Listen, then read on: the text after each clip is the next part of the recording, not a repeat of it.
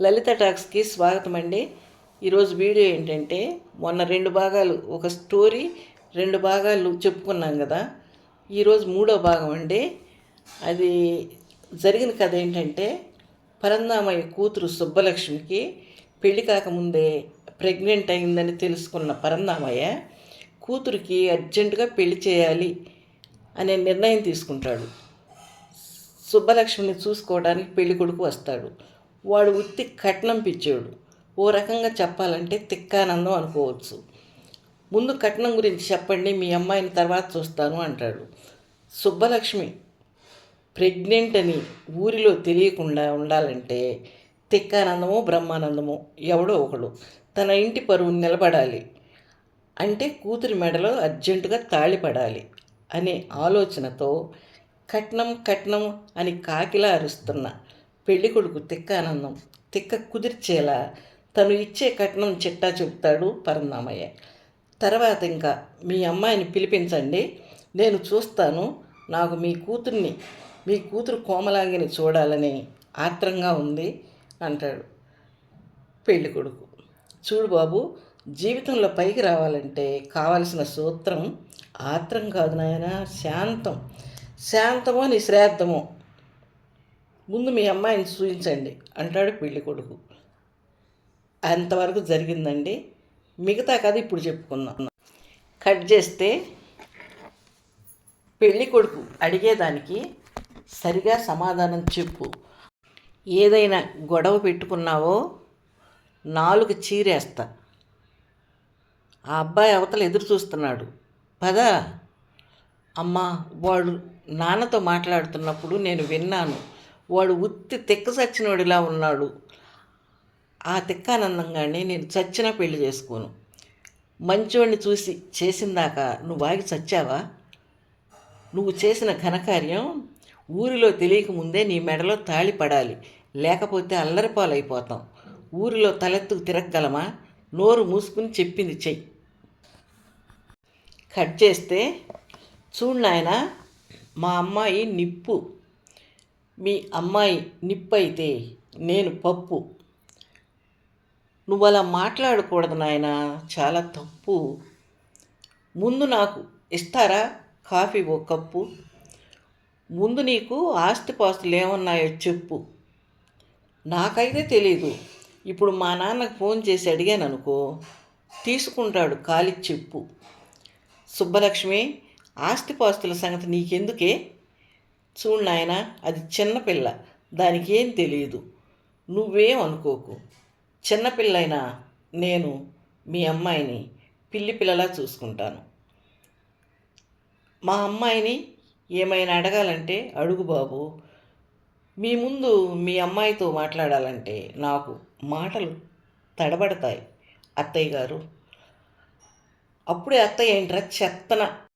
చూడు బాబు, మా అమ్మాయికి మాటల్లో బూతులు వస్తుంటాయి, ఏమీ అనుకోకు బాబు. సరే, నేను బయటికి వెళ్తాను, మాట్లాడుకోండి. నీ పేరు సుబ్బలక్ష్మి అని అర్థమైంది. ఎంతవరకు చదువుకున్నావు? గొంతు వరకు. అబ్బో, చాలా చదివావే. నువ్వేం చదివావు? పంతులమ్మ కొట్టిందని చేయి పట్టుకొని చేతి కండ ఊడి వచ్చేలా కరిచాను, అంతే. పళ్ళు రాలగొట్టి బయటికి తరిమింది, ఇంకంతే నా చదువు. పాటలు మాత్రం నేను భలే పాడతాను. ఒక పాట పాడతా ఇను. మందు కోసమే నే పుట్టినానే, నా కోసమే మందు పుట్టినాదే. మందు నువ్వు లేని జీవితం నే ఊహించుకోలేనే. ఒక్కపూట నిన్ను ముట్టకుంటే నాకేదేదో అవుతుంది. ఎలా ఉంది పాట? అంతేకాదు, నా గొప్పదనం చెప్తా విను. దొంగ కోళ్ళు పట్టడంలో మా ఊళ్ళో నేనే నెంబర్ 1. మా ఊరిలో అయినా చుట్టుపక్కల ఊర్లలో అయినా విందు వినోదాల్లో భోజనాలు పెడతారు కదా. నన్ను పిలిచినా పిలవకపోయినా నాకు తెలిస్తే చాలు, వెళ్ళి అందరికంటే ఫస్ట్ కూర్చుంటా. జనాలంతా తినేసేదాకా లాస్ట్ వరకు తింటూనే ఉంటా. నీలాంటి తెక్క సచ్చినోడిని నేను పెళ్లి చేసుకోవాలా? ఓరిని తెక్క నోట్లో మన్నుబోయా. ఏంటి నీలో నువ్వే గొనుక్కుంటున్నావు? ఏం లేదు, పాట పాడుకుంటున్నా. పాటలు కూడా పాడతావా? ఏది నా కోసం ఒక పాట పాడు.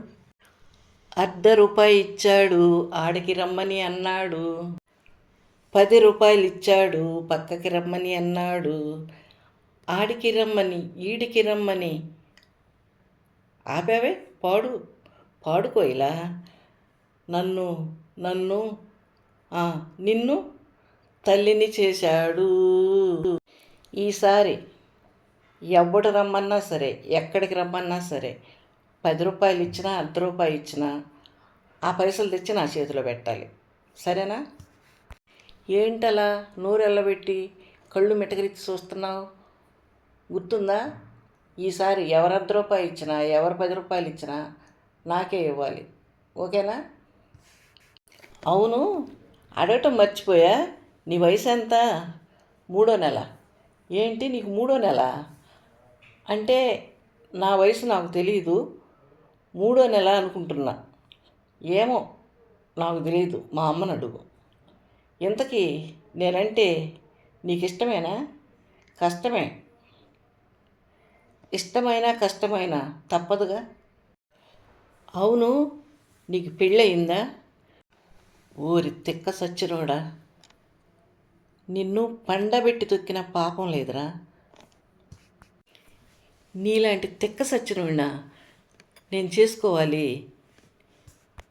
నువ్వు మాట్లాడేదేదో పెద్దగా మాట్లాడు, నాకు కొంచెం చెవుడు కూడా ఉంది, సరిగా మాట వినిపించదు.